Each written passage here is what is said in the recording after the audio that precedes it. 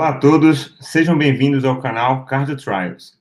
Aqui você fica por dentro do que há de mais moderno e relevante dentro da cardiologia.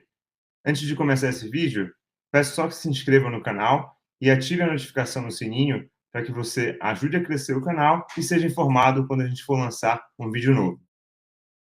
Bom, então comentando brevemente aqui as emergências e urgências hipertensivas, primeiro passo é a gente fazer a diferenciação entre elas, né?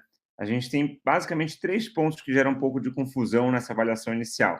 Seria a urgência hipertensiva, a pseudocrise hipertensiva e a emergência hipertensiva. Esses três quadros costumam aparecer no pronto-socorro num paciente com uma pressão elevada, só que todos eles têm condutas completamente distintas. Então, é importante que a gente tenha aí uma visão clara de como eles se comportam, como é que a gente faz o diagnóstico para que a gente possa manejar isso de maneira adequada. Primeiro falando da pseudocrise hipertensiva, né? A pseudocrise, como o próprio nome já pressupõe, é uma crise falsa, né? Então não é uma crise verdadeira. Então é uma pressão alta que está se elevando por outro motivo, seja um estresse psicológico agudo, seja uma dor de cabeça intensa, seja uma dor torácica atípica, seja uma síndrome do pânico, ou mesmo um quadro de paciente com dispneia. Então, aqui é importante a gente entender que o quadro que está motivando a elevação da pressão arterial desse paciente é um outro quadro de base, que é desencadeado pelo estresse, dor, enfim. A pressão subir é uma consequência desse quadro inicial de base. Então, aqui, quando a gente for pensar em tratamento,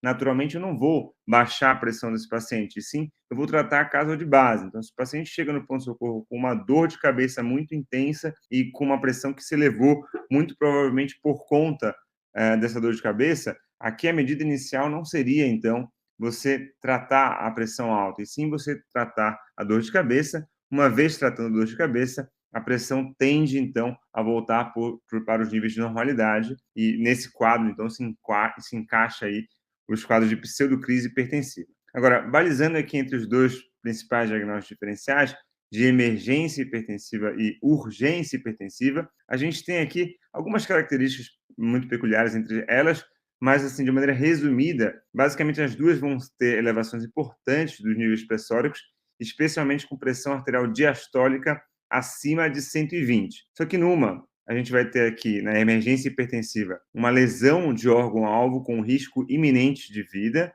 e na outra, a gente não vai ter essa lesão de órgão-alvo e nem o risco iminente de vida, que seria na urgência hipertensiva. Então, a emergência hipertensiva é mais grave do que a urgência hipertensiva naturalmente. Uma com lesão de órgão-alvo e com risco iminente de vida, e outra sem lesão de órgão-alvo e, naturalmente, sem a risco iminente de vida. Então, o que seria a urgência hipertensiva? Então, seria aquele paciente que tem elevações importantes do nível de pressão, sem lesão de órgão-alvo, sem risco iminente de vida, e que a gente vai ter associação aí da parte cardíaca, por exemplo. Posso ter um paciente com essa pressão mais alta, mas tem um aneurisma de aorta, mas não está dissecado, é só aneurisma. Então, o paciente está numa síndrome coronariana crônica, o paciente tem uma angina, o paciente tem uma insuficiência cardíaca crônica, ou então até mesmo a hipertensão arterial acelerada, que pode se enquadrar tanto na urgência quanto na emergência hipertensiva. De quadros neurológicos, posso ser um paciente que já teve AVCs prévios, mas não está na vigência de um AVC agudo, ou mesmo do quadro renal, o paciente tem uma doença renal crônica prévia. Então, na urgência hipertensiva, é aquele paciente que tem a pressão mais elevada e tem doenças crônicas ali com eles, que chega ao pronto-socorro. Já na emergência hipertensiva, é aquele que o paciente tem lesão de órgão-alvo com risco iminente de vida. Então, é aquele paciente que está com a pressão muito alta, com pressão arterial diastólica acima de 120, mas está na vigência de uma síndrome aórtica aguda, ou mesmo de uma síndrome coronariana aguda, o paciente está infartando, o paciente tem edema agudo de pulmão, ou, e como eu comentei, na hipertensão arterial acelerada, que pode ter tanto um espectro na urgência quanto na emergência hipertensiva. Do ponto de vista neurológico, esse paciente pode estar numa encefalopatia hipertensiva, mesmo numa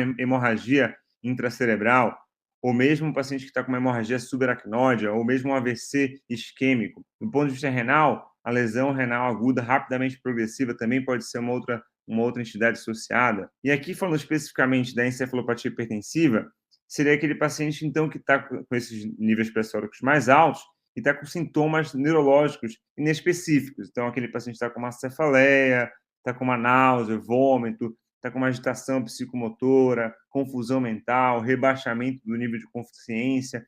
mesmo quadros convulsivos, até mesmo de coma. E quando você vai fazer o fundo de olho, ele vai ter uma retinopatia hipertensiva de grau 3 ou 4. Lembrar que a encefalopatia hipertensiva ela acaba sendo o diagnóstico mais de exclusão, e 2 pontos que a gente sempre costuma ver: esse paciente tem que ter o destro, né, normal, e uma tomografia de crânio também normal inicialmente. Só para a gente relembrar o que seria a retinopatia hipertensiva de Kate Wagner, então a gente teria então no grau 1, basicamente seria estreitamento arteriolar, com alteração ali do reflexo arteriolar, que seria leve no caso.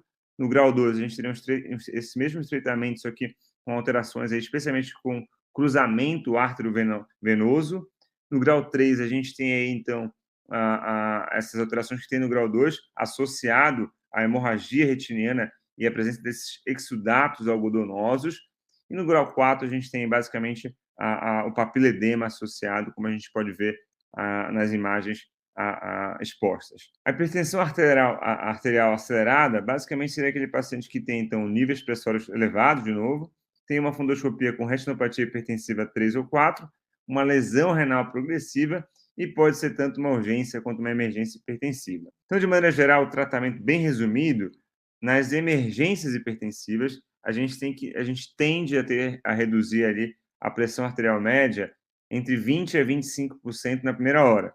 Só tomar cuidado aqui com o AVC isquêmico, e essa redução tem que ser no outro formato, uma vez que a gente tem que preservar a zona de penumbra. Mas, de maneira geral, nas emergências hipertensivas, a gente vai ter que reduzir a pressão ali um pouquinho mais rápido, ali por volta de 20%, 25% da pressão arterial média na primeira hora. Já nas urgências hipertensivas, que são aqueles pacientes que têm a pressão mais alta, mas na vigência de um quadro mais crônico, a gente tem ali pelo menos 24 a 72 horas para a gente fazer o manejo da redução da pressão arterial desse perfil de paciente. Então, tabulando aqui de maneira muito objetiva, na emergência hipertensiva e urgência hipertensiva, quais são as principais diferenças? As duas vão ter ali níveis pressóricos elevados, com pressão arterial diastólica acima de 120, mas na emergência hipertensiva eu vou ter lesão de órgão-alvo e que isso pode ser até agudo e progressivo. Já na urgência hipertensiva, geralmente sem lesão de órgão-alvo e sem lesão aguda, sem lesão progressiva. Aqui na emergência hipertensiva, geralmente o tratamento a gente faz com medicações via parenteral para baixar a pressão mais rápida.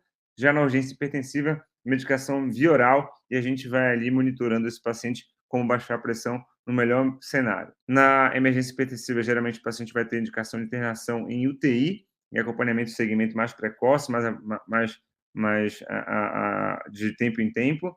E já na urgência hipertensiva, esse acompanhamento pode ser ambulatorial, e a gente vai avaliar esse paciente periodicamente conforme a necessidade e qual foi o quadro de apresentação. Obrigado por assistir esse vídeo do Cardio Trials. Se você gostou, curta e compartilhe esse vídeo. E também deixe seus comentários, perguntas, dúvidas e sugestões, que para a gente é super importante. Até a próxima!